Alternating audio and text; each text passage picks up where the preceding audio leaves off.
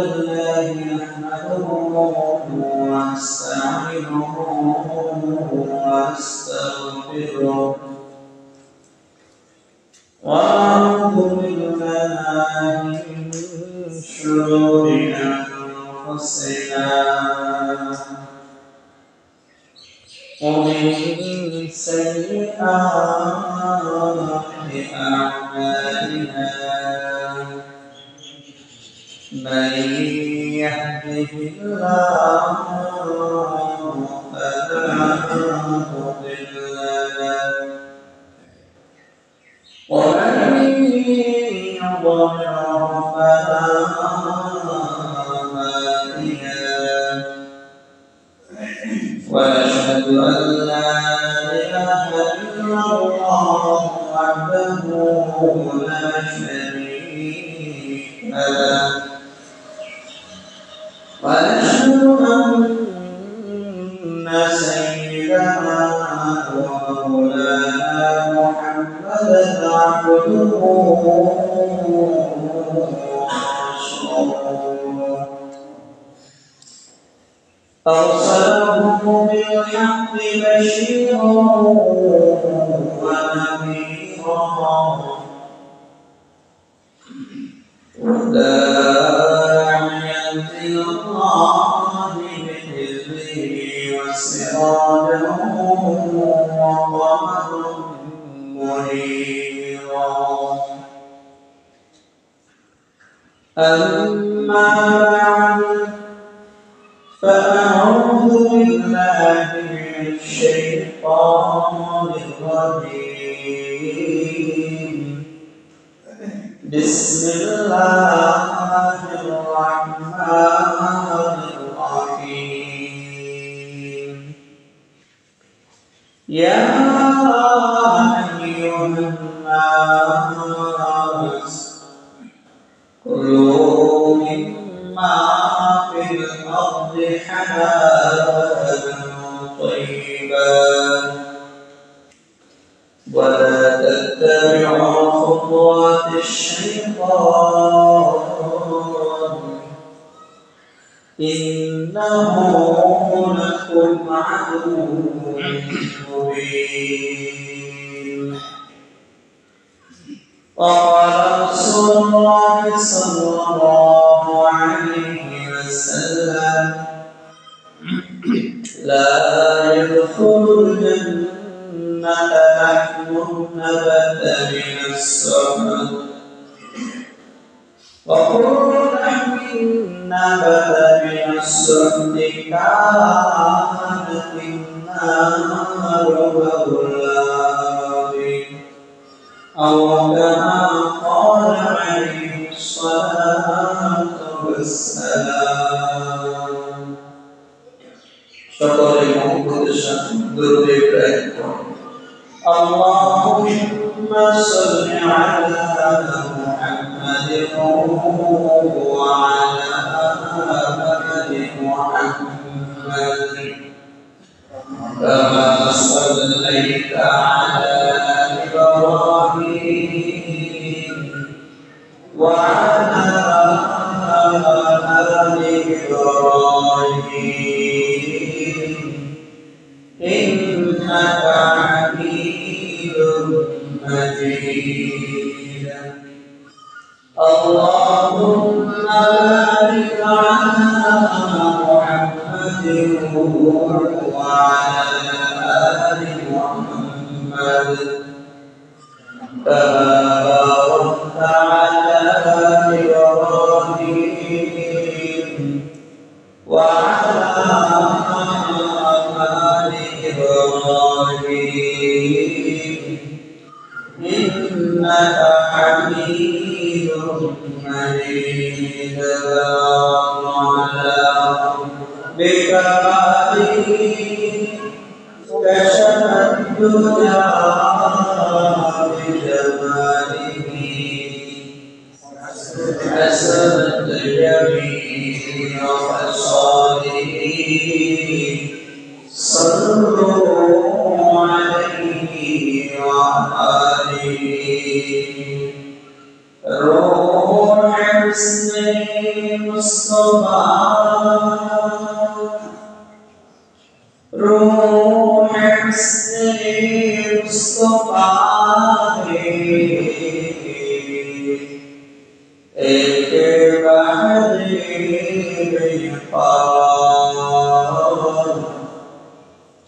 उसके साथ कोई शिवरा पहुँचाने बना बेकमाली सशक्त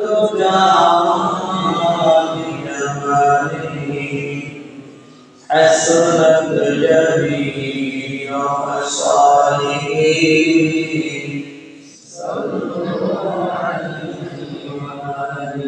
यहाँ सब मुसाफिर है यहाँ हम सब मुसाफिर है वही आखिर निकाला कोई आगे रवाना है कोई पीछे रवाना बदौला बेकमाली कशफत दुजा बिकमाली असरत जमीअ खसालिह सल्लल्लाहु अलैहि व आलिहि अल्हम्दुलिल्लाह अल्लाह पाक के दरबारे लाखों कोटि शुक्र व सजद जे मोहम्मद आलम আমাদেরকে এই একটা ফাসাদের জামানায় দাঙ্গা হাঙ্গামার জামানায় যাচাই করে বাছাই করে সপ্তাহে পবিত্র দিন শ্রেষ্ঠ দিন জুমার দিন দুনিয়ার সর্বশ্রেষ্ঠতম স্থান পবিত্র স্থান আল্লাহ পাকের ঘরে মসজিদে আশা বছর প্রতিজ্ঞা করেছেন এই জন্য সে বিশ্বজনীন প্রতিপালক বিশ্ব মালিক বিশ্ব দরবারে জবান করে ভক্তি করে মহব্বতের সাথে উচ্চ কণ্ঠে উচ্চ আওয়াজে কালিমাত শুকরিয়া আদায় করে সকলে বলে আলহামদুলিল্লাহ সুবহান আলহামদুলিল্লাহ মুহতারাম হাজিরিন বিগত কয়েক জুমা ধরে আমরা রিজিক নিয়ে আলোচনা করেছিলাম যে আমরা কেমন রিজিক বন্টন করব প্রথমে বলা হয়েছিল যে রিজিক হারাম রিজিক কাকে বলে হারাম রিজিকের বিপরীত যে উপার্জন করা হয় এবং যে উপার্জনটা বক্ষণ করা হয় ওইটাই হলো হারাম রিজিক আল্লাহ কারণ হালাল রিজিক বক্ষণ করলে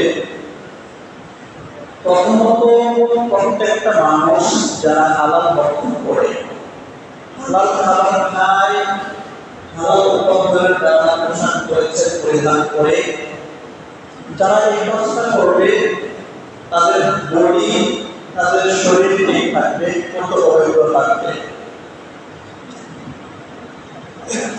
যে সমস্ত লোকেরা হালাল অর্থ উপার্জন করে হালাল খাবার খায় এই হালাল খাবার বক্ষণ করার দ্বারা তার শরীরে যে সমস্ত রক্ত সৃষ্টি হবে এই সকল রক্ত পুষ্ট আল্লাহ পাকের দরবারে পৌঁছাবে এমনকি জান্নাত পর্যন্ত পৌঁছাবে এবং এই হালাল রিজিক বক্ষণ করার দ্বারা হালাল খাবার বক্ষণ করার দ্বারা আমাদের শরীর ভিতরে যে রক্ত মাংস পুষ্ট সৃষ্টি হয়েছে হচ্ছে এবং হবে এগুলোর কারণে আমার শরীরের ভিতরে ইবাদতের চেতনা সৃষ্টি হবে ইবাদতের আগ্রহ সৃষ্টি হবে কথা করে যারা হারাম খায় চাই সে মুসলমান হোক চাই অমুসলিম, যে কেউ হারাম ভক্ষণ করবে প্রথমত এই হারাম ভক্ষণ করার দ্বারা এই হারাম খাবার দেশে খেয়েছে, খাওয়ার দ্বারা তার শরীরে যে রক্ত বস্তু সৃষ্টি হয়েছে, হাসি হাঁটি বৃদ্ধি পেয়েছে, এগুলো এক নম্বরে হলো জাহান্নামী।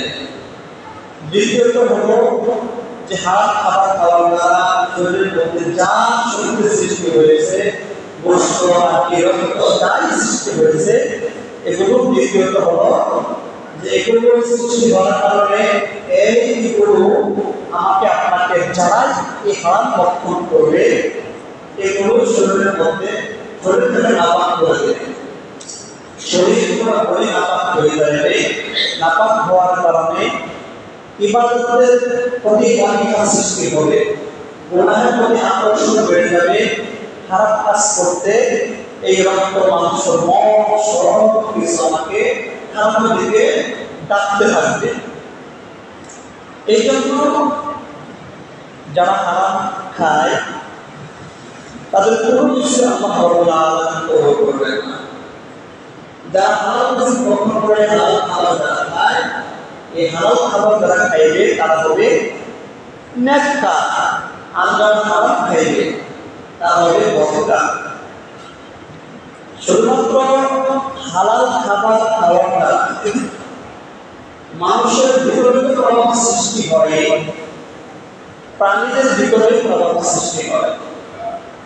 একজন মানুষ সে যদি অমুসলিম হয়, সে যদি হালাল খায়, এই হালাল খাবার খাওয়ার কারণে তার শরীরের উপরে একটা ভালো প্রভাব সৃষ্টি হয়।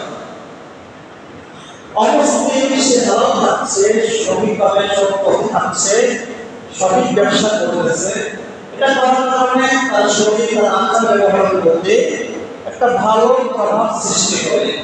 মানুষের সাথে তার কথাবার্তা আচার ব্যবহার লেনদেন সবই ভালো হবে। কেন হবে?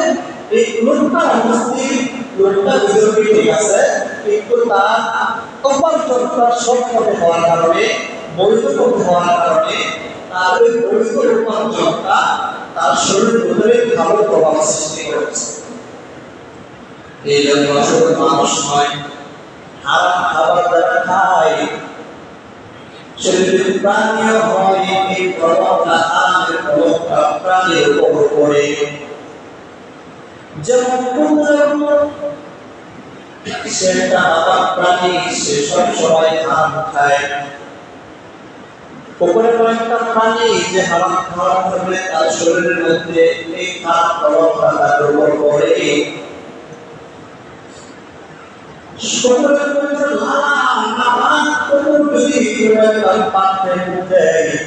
তাহলে ওই পাত্রটা সাপ বা হয় কেন? তার খাবারটা হলো হারাম, সে যা খাচ্ছে সবই নাপাক খাচ্ছে। কুকুরের শরীরের যে চামড়া পর্যন্ত নাপাক, এমনকি পশুটা পর্যন্ত নাপাক। কেন? কারণ কুকুর যা খায়, কুকুর খায় পায়খানা, কুকুর খায় মরা অন্যান্য জিনিস, নাপাক বস্তু কুকুর খায়। এই জন্য তার খাবারটা খারাপ হওয়ার কারণে, নাপাক হওয়ার কারণে এর প্রভাবটা তার শরীরের মধ্যে রয়েছে। এই জন্য যদি কুকুরের একটা পশুর সাথে কোনো একটা মানুষের ভিজা কাপড় লাগে, কিংবা কুকুরের পশুর ভিজা মানুষের কোনো একটা চোখা কাপড় কুকুরের সাথে লাগছে, তো কাপড়টা নাপাক হয়ে যায়।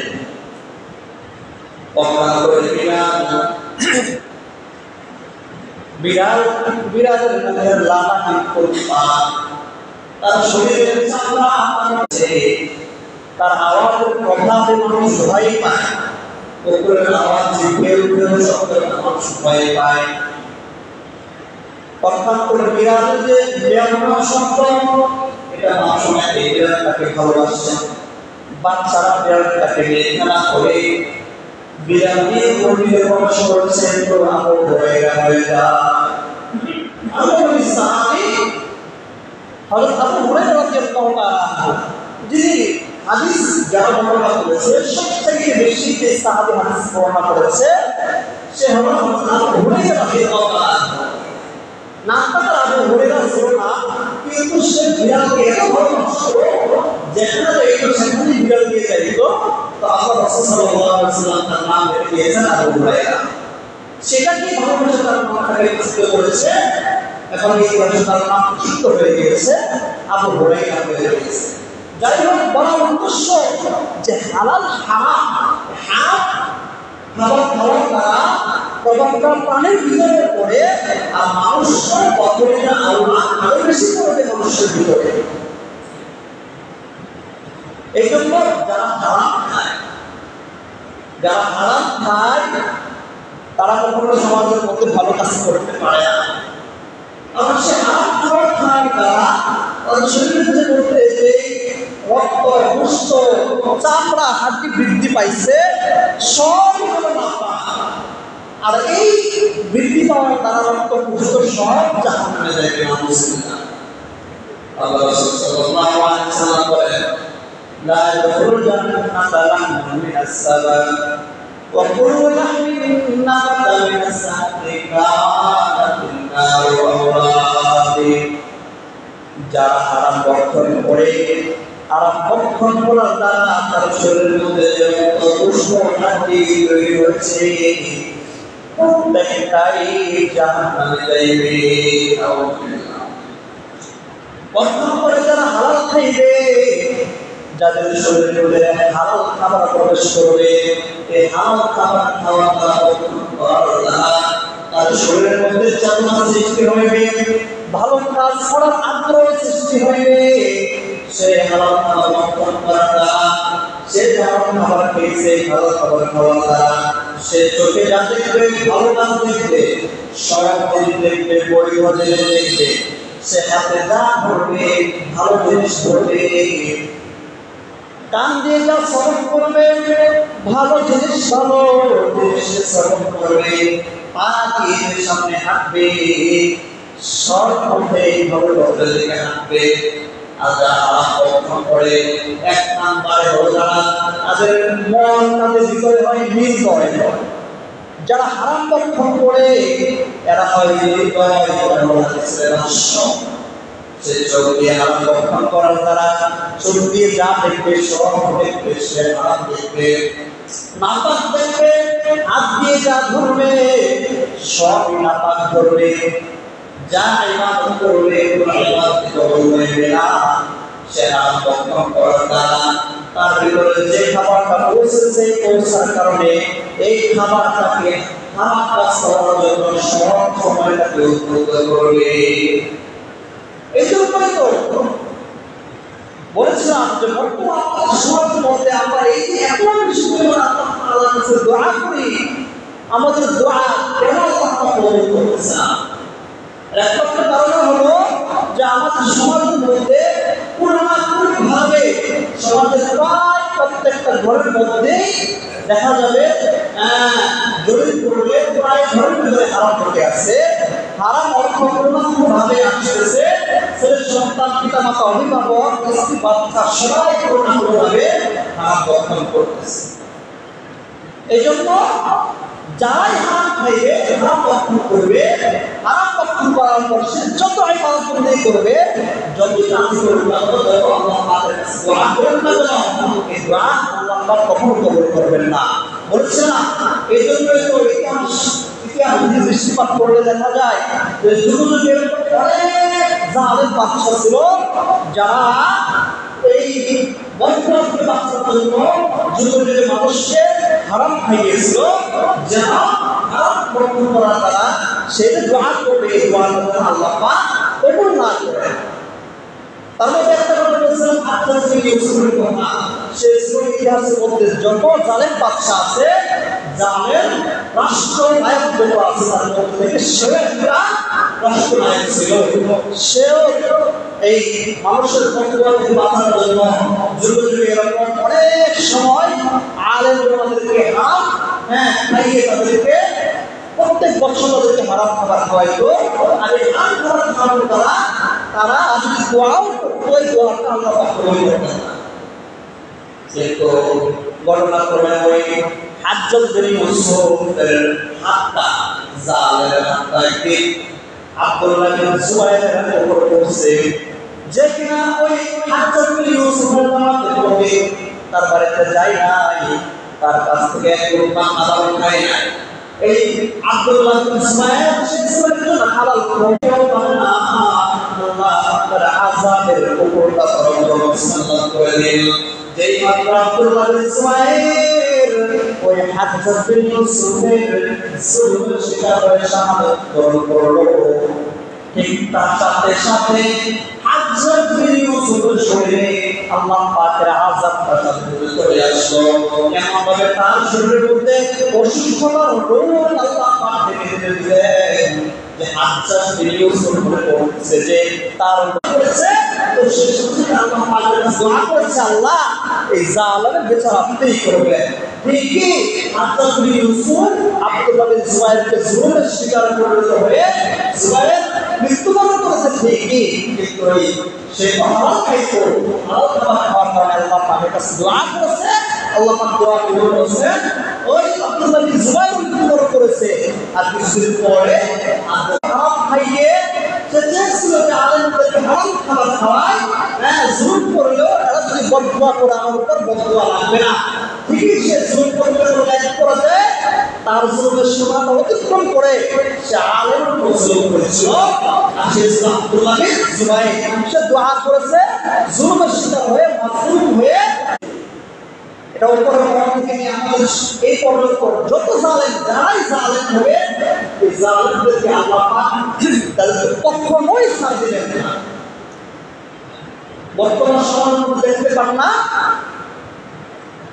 যে জুলুম করতে করতে করতে করতে এক পর্যায়ে জুলুমের সীমা অতিক্রম করে আলেম ওলামাদেরকে নির্দোষে এবং বিনা দোষে এদেরকে জালেম জুলুমের বাড়িয়ে দিচ্ছে, বিনা দোষে এদেরকে কারাদণ্ড দিচ্ছে, অসহায়িক নির্যাতন করতেছে। আর নির্যাতন করতেছে এক পর্যায়ে আলেমদের মধ্যে এদেরকে নারী দিয়ে নারীদের মাধ্যমে এদেরকে টর্চার করতেছে, এদের ইজ্জতের মধ্যে আঘাত করতেছে। তাদের মধ্যে একজন তারা নির্যাতিত আলেম ছিল মাওলানা নজরুল ইসলাম মাদানী। সে বলেছে যে আমাদেরকে জেলে নিচ্ছে, জেলে নেওয়ার সময় পরে অনেকগুলো ক্যামেরা সামনে রেখে তাকে সামনে বসিয়ে নারী দিয়ে তাকে নির্যাতন করা হয়েছে। সে অসহায় হয়ে তার কোনো উপায় ছিল না, সে বলতেছে যে রমজান মাস নারীর মাধ্যমে নারী আমার শরীর বিস্তারিত ঘটনা, সে বলতেছে যে নারী আমার শরীরের মধ্যে স্পর্শ করছে, কয়েকটা নারী দিয়ে আমাকে নির্যাতন করা হচ্ছে, আমার চরিত্রের মধ্যে আঘাত হানতেছে। জিজ্ঞাসা করলাম যে এই যে এগুলো করা হচ্ছে এগুলো কি ডিবি প্রধান হারুন কি জানে না? আসলে কেন বলতেছে এটা ডিবি প্রধান হারুনের এই কাজ ছিল, এর পরিচালক হলো ডিবি প্রধান হারুন। ঠিকই সে রমজান ইসলাম আজানের সে বলে ওই দিন সে রমজান মাস মাত্র এদিকে আল্লাহ পাকের কাছে দোয়া করেছে যে আল্লাহ আজকে আমাকে যে আমার চরিত্রের মধ্যে যে আঘাত হানছে, আমার উপর যারা জুলুম করেছে আল্লাহ আপনি তাকে বিপদভাবে জুলুমের পরিণামটা তাকে আপনি দিবেন। ঠিকই আল্লাহ রাব্বুল আলামিন তার শাস্তিটা এই বেশি দিন সময় হয় না, তো এখনই তার শাস্তিটা দেখা দিচ্ছে। এই ডিবি প্রধান হারুন সেটা যে মুসলমান ছিল, সে একই তো মুসলমানের উপর জালেমের নির্যাতনটা সে বাড়িয়ে দিয়েছিল, আবার সে নারীর মাধ্যমে একজন আলেমের উপর অন্যায় করতে চেয়েছিল। ওই আলেম দোয়া করেছে ঠিকই এখন সে নিজের সমাজের চোখের সামনে সে নির্যাতিত, সে এখন লজ্জিত, তার পুরো রক্ত যে রাষ্ট্র সমাজ সকলের সঙ্গে ভাইরাল হয়ে গেছে। সে ডিবি প্রধান ছিল, এখন ডিবি প্রধান থেকে তার পদটাকে সরানো হয়েছে। এই জন্য বলতেছিলাম যাচ্ছে যে যে যত বেশি জালেম জুলুম করবে এমন নয় যে আমরা কি ওরকম ভাববো না যে আমি জুলুম করতেছি মানুষের উপর, আমি বেঁচে যাবো, আমি সাময়িক শান্তি পাইতে পারি, আমি সাময়িক সুখ পাইতে পারি মানুষের উপর জুলুম করে। কিন্তু আল্লাহ এমন একটা সময় এমনভাবে করবেন, এমনভাবে পাপড়াও করবেন, সেই পাপড়াও আমার জীবন সবই বরবাদ হয়ে যাওয়া উচিত। এই জন্য অবশ্য আমরা প্রত্যেকে চেষ্টা করবো আল্লাহ আমাদেরকে যতদিন দুনিয়াতে বাঁচায় রাখছেন আমরা যেন হালাল রক্ষণ করতে পারি, হালাল উপার্জন করতে পারি, সুদমুক্ত জীবন পরিচালনা করতে পারি, সুদমুক্ত একটা সমাজ যেন আমরা করতে পারি, সেদিকে আমরা চৌষট্টি চেষ্টা করবো। কারণ সুদ খাইলে, হারাম খাইলে প্রথমে বলেছি যে আমাদের ইমান আমল সব নষ্ট হয়ে যাইবে। দ্বিতীয়ত হলো এই যে আমি করেছি হারাম উপার্জন আমাদের সন্তান বক্ষণ করলে ছেলে সন্তান মানুষ হইবে না, তারা সন্ত্রাস হইবে, তারা অসংখ্য চলবে। একটা সময় আমি তো আমার সন্তানকে হারাম বক্ষণ করিয়েছি, এই সন্তানগুলোই আমি পিতা হলে আমার পিতার মুখে মারবে, আমি মাতা হলে আমি কিন্তু তাদেরকে হারাম বক্ষণ করেছি। হারাম বক্ষণে হারামি তাকে উৎসাহিতে পিতা মাতার প্রতি জুলুম করতে, সমাজের মধ্যে অন্যায় অর্জন করতে, দেশের মধ্যে বিশৃঙ্খলা সৃষ্টি করতে হাত খাবারই তাদেরকে কষ্টে দিবে। এই জন্য আমরা প্রত্যেকে চেষ্টা করবো, আমরা যতদিন বেঁচে থাকবো আল্লাহ আমাদের প্রত্যেককে মৃত্যুর পূর্ব মুহূর্ত পর্যন্ত দরকার হয় একবার না খেয়ে থাকবো। আল্লাহ রাসূল বলেন যে